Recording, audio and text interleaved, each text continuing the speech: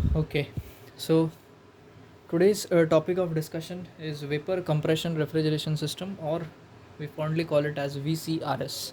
One of the important topics in RAC, basically refrigeration and air conditioning both work on this VCRS cycle.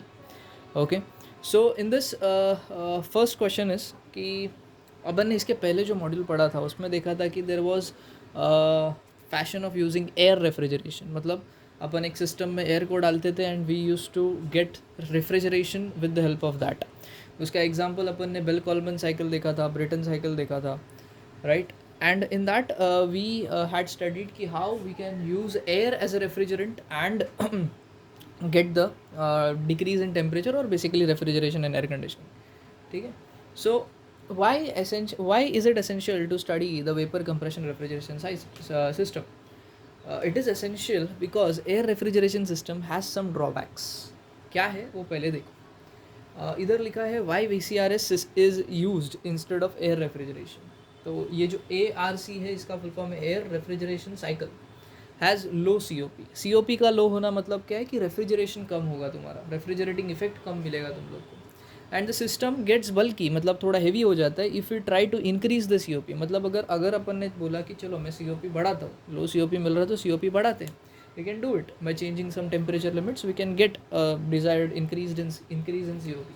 But उसकी वजह से क्या होगा कि तुम्हारा सिस्टम बल्कि हो जाएगा. अब तू ही सोच कि वो जो एयर रेफ्रिजरेशन है वो अपन एयरक्राफ्ट्स वगैरह में यूज़ करते थे, अगर वो सिस्टम बल्कि हो गया तो कुछ उसका मतलब है नहीं, सेंस नहीं बनता. ठीक है. Another drawback of air refrigeration is that कि air can't be cooled much, it consist of oxygen, nitrogen and moisture. Moisture का सीन क्या है कि अगर उसको तुम ज़्यादा ठंडा करोगे तो बर्फ़ बन जाता है. अब तुम लोग को मालूम है कि एयरक्राफ्ट हाई एल्टीट्यूड में उड़ता है तो उसमें आइस फॉर्मेशन का चांसेस बहुत ज़्यादा रहता है. ऑलराइट. सो मॉइस्चर की वजह से आइस फॉर्मेशन का टेंडेंसी रहता है. That is why we don't go for air refrigeration. Third drawback is that कि air contains impurities which can cause the choking of the pipes. अभी बहुत सारा पाइप्स रहता है एसी में, राइट. एसी में बोल, रेफ्रिजरेशन में बोल. सो उन पाइप्स का चोकिंग हो सकता है, यानी कि चोकअप हो सकता है वो pipes because of the impurities present in the air. And इसी के वजह से अपन को करना पड़ा VCRS का study, vapour compression refrigeration system. इसका स्टडी करना पड़ा. बेसिकली स्पीकिंग ये VCRS सिस्टम में कौन सा एसेंशियल कंपोनेंट्स है पहले तो वो देखो. ये पूरा VCRS सिस्टम 4 जन के ऊपर चलता है, सिर्फ और सिर्फ 4 पार्ट, उसके ज़्यादा कुछ नहीं चाहिए मेरे को. सबसे पहला इंपॉर्टेंट, या फिर इसको अपन heart of the refrigeration and air conditioning system बोलते हैं, that is known as the compressor. ठीक है, इसको बोलते हैं कंप्रेसर. पहला आइटम है कंप्रेसर. दूसरा है कंडेंसर. तीसरा है एक्सपांशन वाल्व. रिसीवर कोई कोई जन में आता है, कोई कोई जन में नहीं आता है, तो ये ऑक्सिलरी आइटम है. एक्सपांशन वाल्व ये तीसरा इंपॉर्टेंट आइटम है. एंड चौथा है मेरा इवापोरेटर. ठीक है.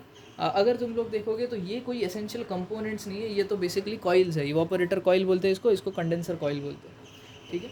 सो इसमें दो एक इंपॉर्टेंट आइटम हो सिर्फ, that is compressor and that one another one is expansion.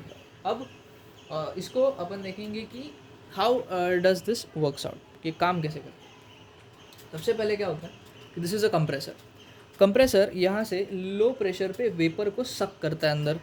ठीक है. तुम लोग ने कभी ना कभी अभी तक मैकेनिकल इंजीनियरिंग में कंप्रेसर का वर्किंग तो पढ़ा रहेगा, आई एम एक्सपेक्टिंग दैट. ठीक है. तो लो प्रेशर वेपर को अंदर खींचता है. कंप्रेसर का काम क्या है, प्रेशर बढ़ाने का. बट प्रेशर बढ़ाने के साथ साथ वो एक और बाई प्रोडक्टरी काम करता है. कौन सा वाला, टेम्परेचर बढ़ा देता है. तो मैंने सेम चीज़ यहाँ पे लिखा रही, हाई प्रेशर वेपर मिलता है यहाँ पे, बट उसका टेम्परेचर बढ़ जाता है. टेम्परेचर के साथ में ना ऊपर एक एरो दिया है मैंने, दैट इज़ इंडिकेटिंग कि टेम्परेचर बढ़ गया. ये जो कंप्रेशन का प्रोसेस है पूरा, ये तो कंप्रेशन का प्रोसेस है पूरा, it is taking place at constant entropy.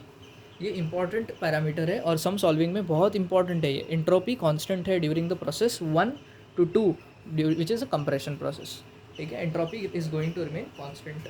अच्छा, at the end of the compression what do we get a high pressure vapour whose temperature is very much, या फिर टेम्परेचर इज़ हाई.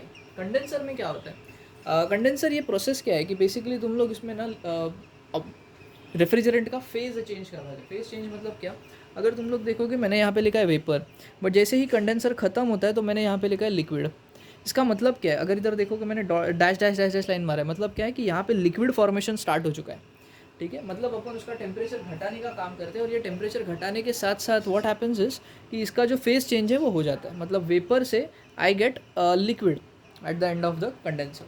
ठीक है. ये कहाँ पे मिलता है, तुम लोग ने देखा रहेगा कि एसी का जो आउटडोर यूनिट रहता है, मतलब जो बाहर रखते हैं अपन रूम के, उसमें एक फ़ैन लगा हुआ रहता है। वो फ़ैन बेसिकली क्या करता है, टेम्परेचर कम करने का काम करता है, मतलब वेपर को लिक्विड में लाने का काम करता है। Okay, so this is how the phase change take place. ये जो पूरा प्रोसेस है it takes place at constant pressure, इसलिए मैंने P is equal to C लिखा है, कांस्टेंट प्रेशर प्रोसेस पे होता है। ठीक है, कंडेंसर में हीट रिजेक्ट किया जाता है, इसलिए QR लिखा है।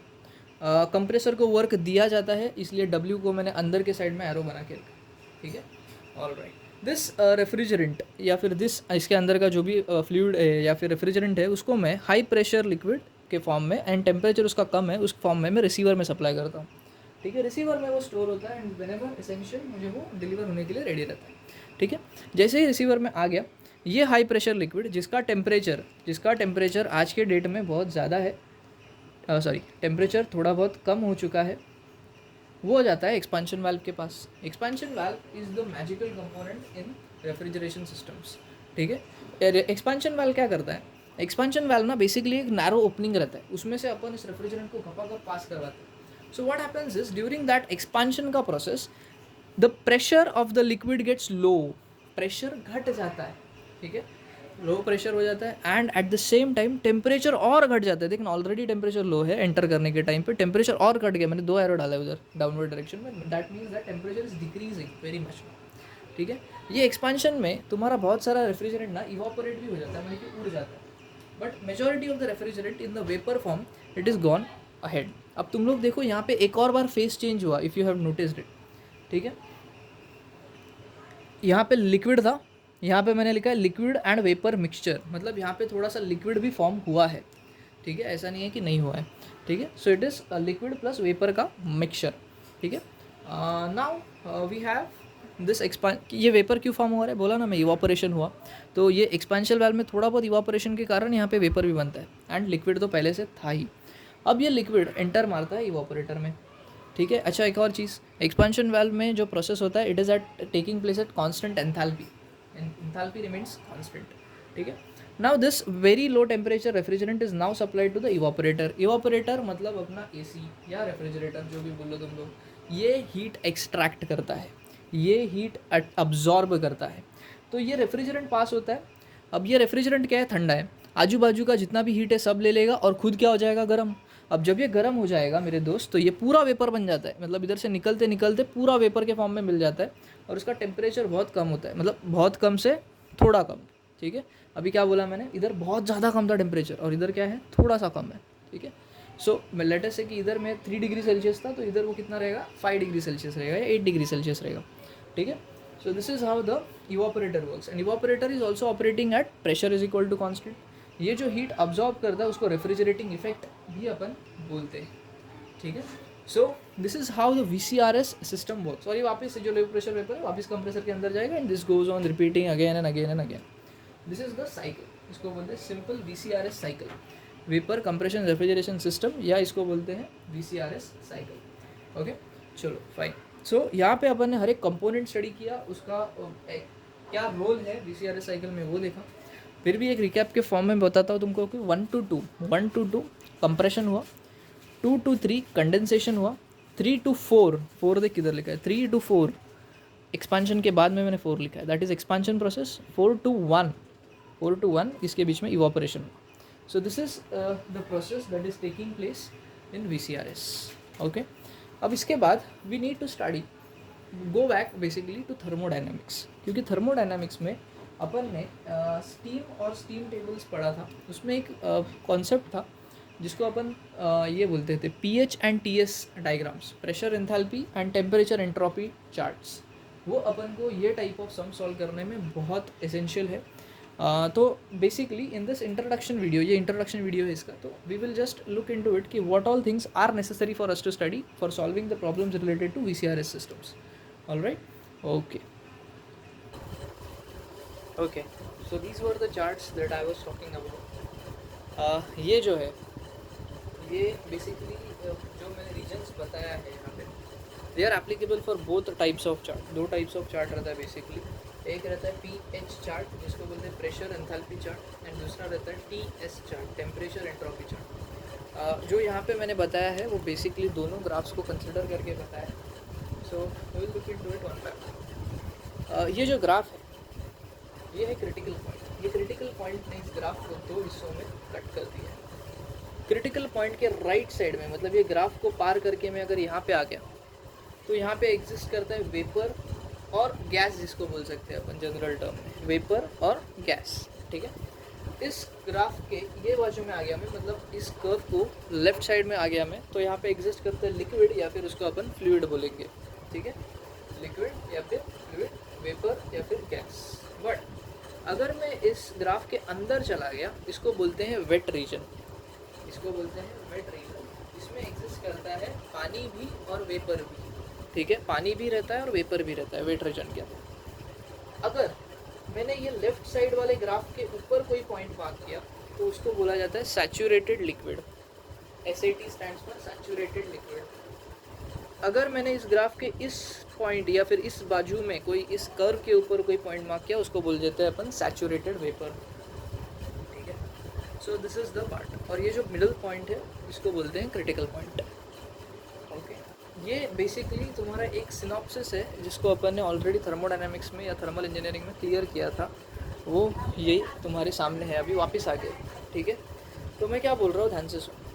अगर मेरा कोई भी पॉइंट गैसियस रीजन में है, गैस वाले रीजन में है, तो उसके लिए ये फार्मूलाज अप्लाई होता है। ये फार्मूलाज में क्या क्या है ज़रा देख। अगर मेरे को यहाँ पे कोई पॉइंट है, उसका एंट्रोपी निकालना है S, it can be calculated as SG, मतलब entropy of gas plus 2.3 multiplied by CP specific heat, किसका, गैस का, log of ratio T sup upon T sat, मतलब क्या, टेम्परेचर सुपर हीटेड का, और T सैट मतलब टेम्परेचर सैचुरेटेड का। ये कैसे यूज़ करने का फॉर्मूला अपन देखेंगे बाद में जब सम सॉल्व करेंगे।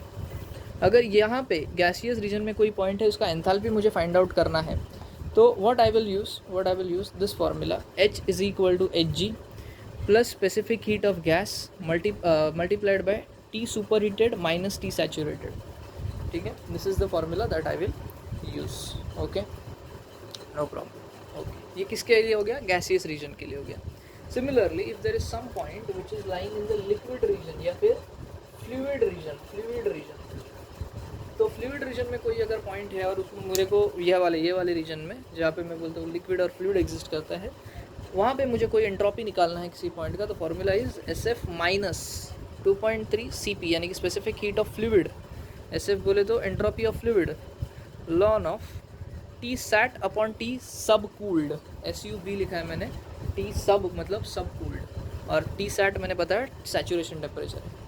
Same goes with enthalpy, H is equal to HF minus CPF T sat minus T sub, यानी कि saturation temperature minus sub cooled temperature. But अगर गलती से मेरा जो पॉइंट है या कोई भी पॉइंट है वो इस वाले लाइन के ऊपर है, यानी कि सैचुरेटेड लिक्विड लाइन के ऊपर है, तो यहाँ पे एक चीज़ है ना वो जीरो रहता है, that is X is equal to 0। X का मतलब है ड्राइनेस फ्रैक्शन, मतलब एक आधा इसमें वेपर का क्वांटिटी कितना है उसको फाइंड आउट करने के लिए ड्राइनेस फ्रैक्शन रहता है। ठीक है, तो यहाँ पे तो कोई ड्राई है नहीं, इसमें तो पूरा गीला है, यानी कि पूरा लिक्विड एग्जिस्ट करता है, तो ड्राइनेस फ्रैक्शन किसका बात करेगा, कुछ भी नहीं रहेगा, जीरो रहेगा। X मतलब ड्राइनेस फ्रैक्शन।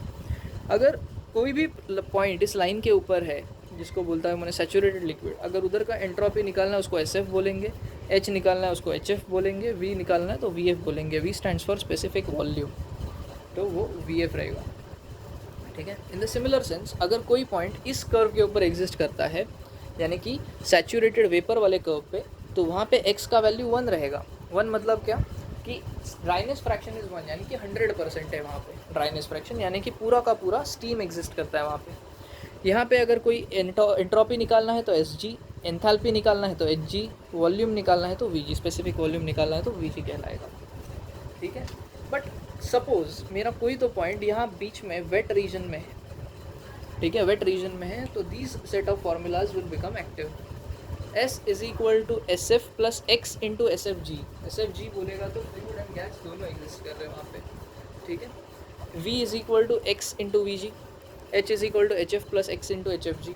ये वेट रीजन का फार्मूला है। ठीक है, this formulas are going to help you like anything in solving the problems related to this topic. बहुत इंपॉर्टेंट काम है ये। to understand this formulas. Okay.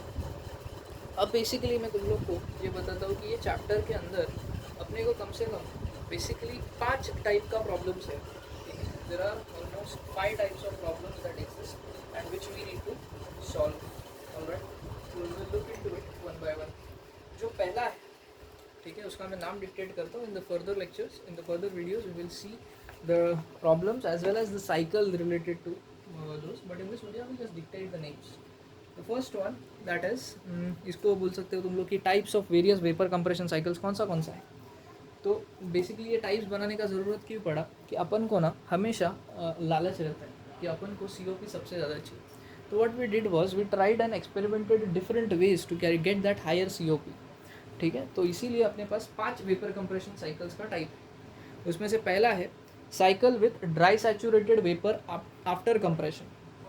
Second है cycle with wet vapour after compression. Third है cycle with super heated vapour after compression. Fourth है cycle with super heated vapour before compression. And fifth वाला है cycle with under cooling और सब cooling of refrigerant. ठीक है, so these are the basic cycles. इसका अपन को PH and TS diagram study करना पड़ेगा. Then we will move on to the numerical part of this cycles one by one. Okay, so that's the end of the introduction video for vapor compression refrigeration systems. Thank you.